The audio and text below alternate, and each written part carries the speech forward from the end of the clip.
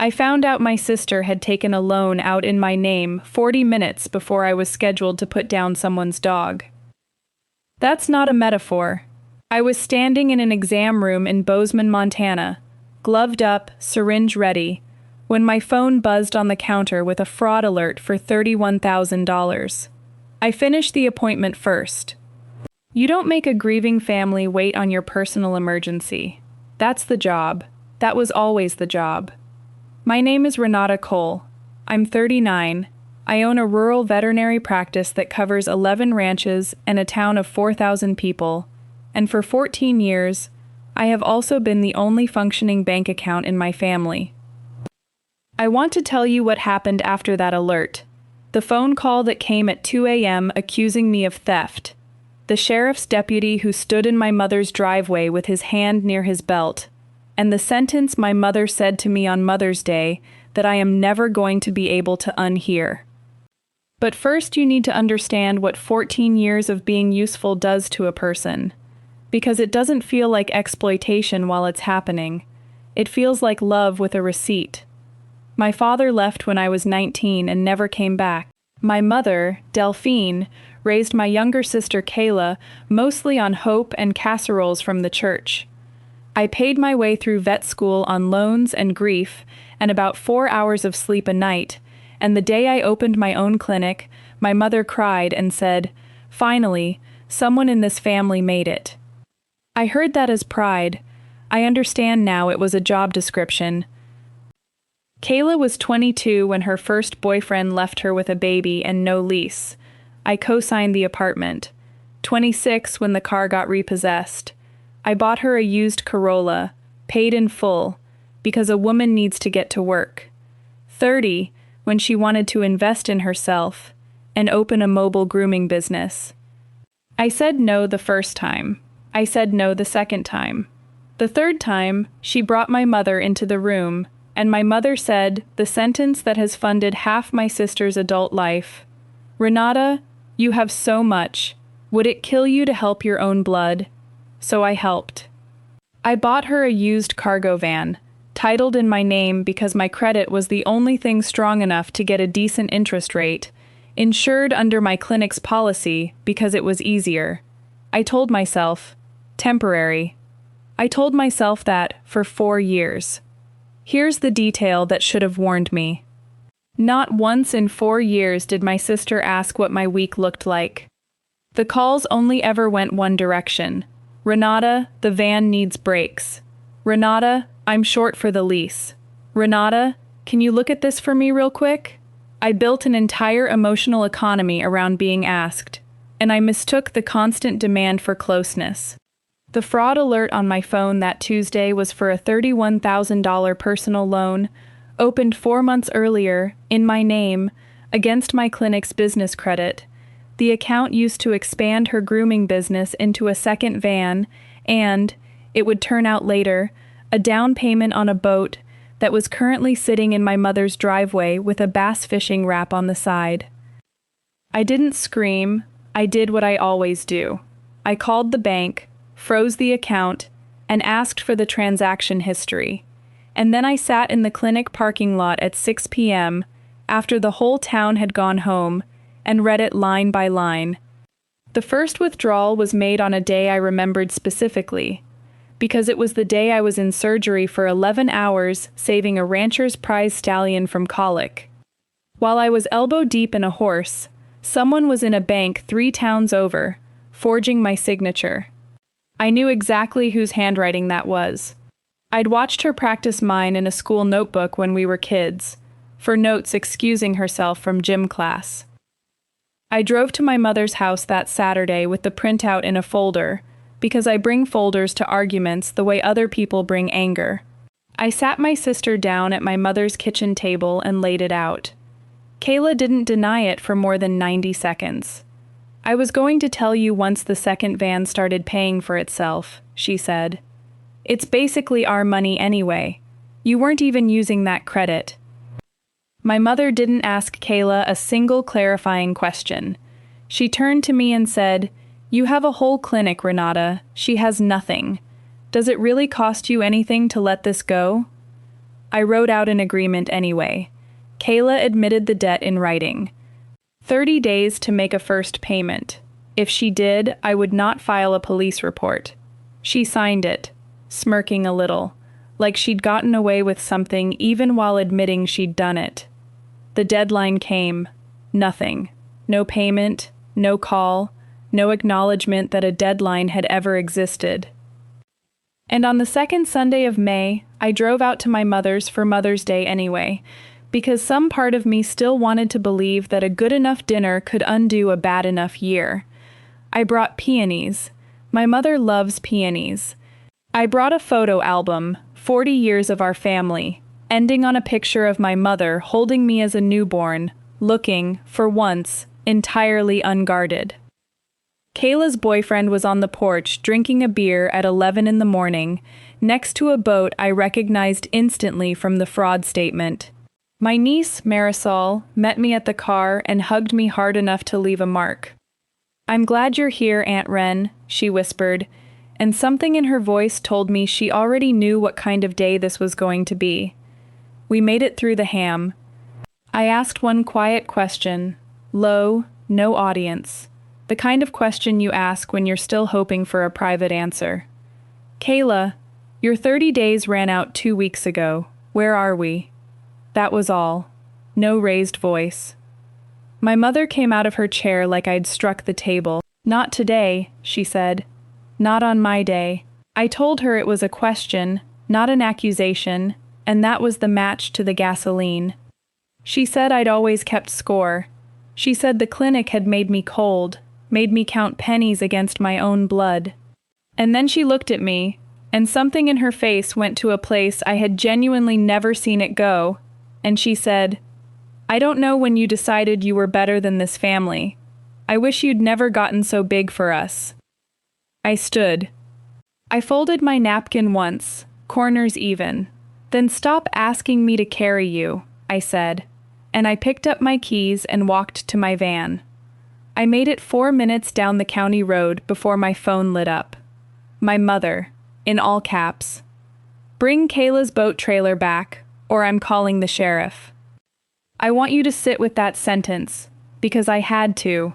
Not my boat, not even her boat, Kayla's boat trailer, a trailer that was in fact registered to my clinic, because everything in that family that touched a bank was, eventually, registered to me.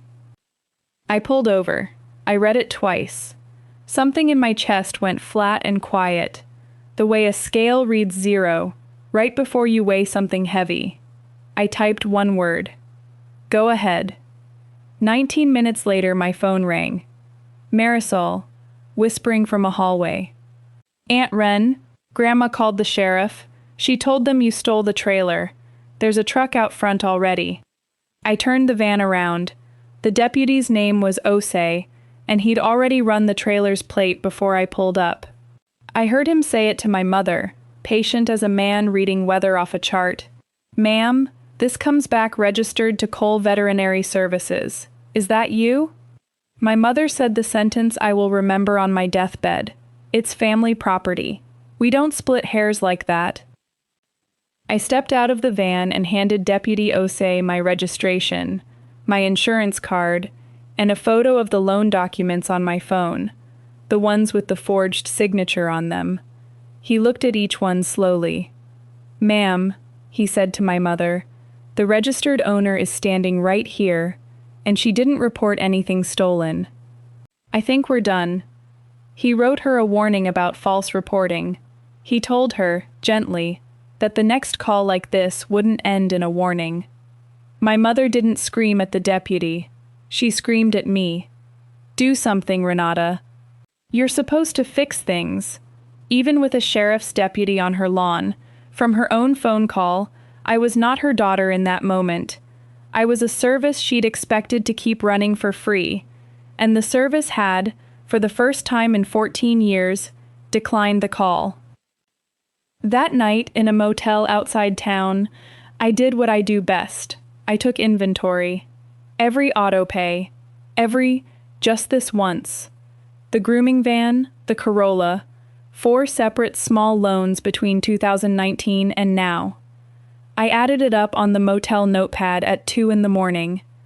$96,400. Not counting the $31,000 forged loan, which belonged in a different column entirely, the column of things taken, not given. I sat with that number a long time, waiting to feel triumphant. Instead, a much smaller, much older question climbed up out of it. What had I actually been buying all those years? Because $96,000 isn't the cost of a van or a lease. It's the cost of a seat at a table you were never quite sure you'd earned. I didn't answer that question that night. I folded the notepad page and put it in my wallet, behind my clinic ID, where I keep the things I might one day have to explain to myself. Monday morning, I filed the police report. Full transaction history, the surgery schedule proving I was under anesthesia gloves, the exact hour the loan was opened, and the agreement Kayla had signed in her own handwriting, admitting the debt before she ever knew a detective would read it. The detective looked at the pile and said, "You brought your own case file. That's rare." He also said something that told me exactly how this would end. "Your sister's attorney already asked about restitution options. That usually means a plea is coming." My mother's version of events, meanwhile, traveled the family group chat like a grass fire. I had abandoned Kayla. I had sent the law after my own blood over a misunderstanding. Cousins I hadn't spoken to since a funeral called to hear my side. I let most of it go to voicemail.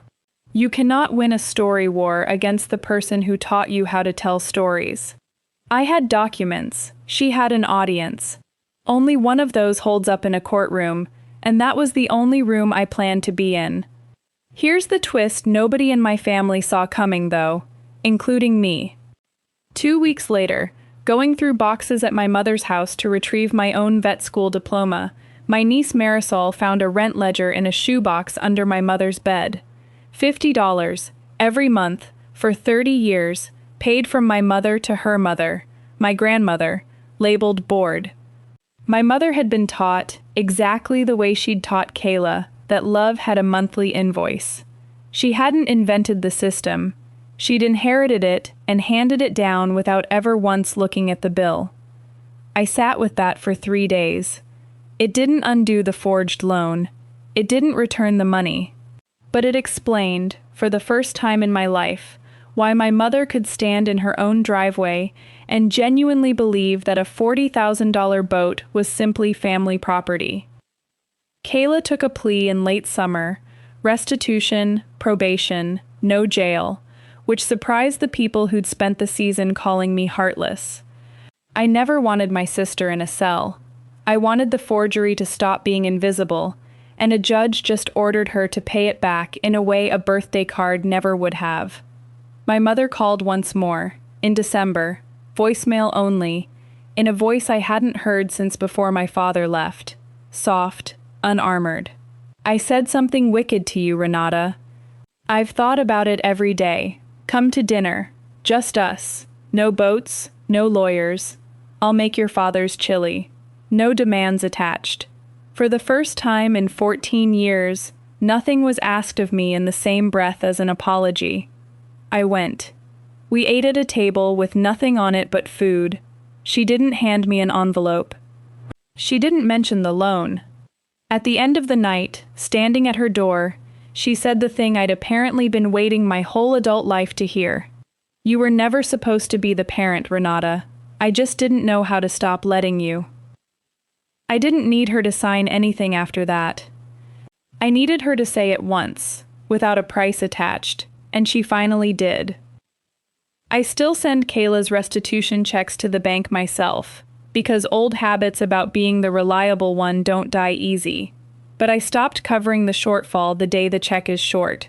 That distinction, small as it sounds, is the whole story. Marisol calls every Sunday now. Statistics homework, roommate drama, a boy she swears isn't serious. She asked me once why I always pick up. I told her the truth, because being asked is not the same thing as being needed for money, and it took me 39 years to learn the difference. Last Mother's Day, I didn't drive anywhere. I planted peonies outside my own front door, the same kind that sat in paper on my mother's counter the year she told me she wished I hadn't gotten so big for this family. It turns out you can take a thing that was set aside and put it in your own ground instead. If you've spent years being the only working bank account in your family, here's what I want you to take from this. Closing that account isn't cruelty. It's the first honest thing you've done for everyone, including yourself. Tell me in the comments, what's the sentence your family said that finally made you stop paying? And if this is the first time you've heard someone say it out loud, subscribe. I'll see you in the next one.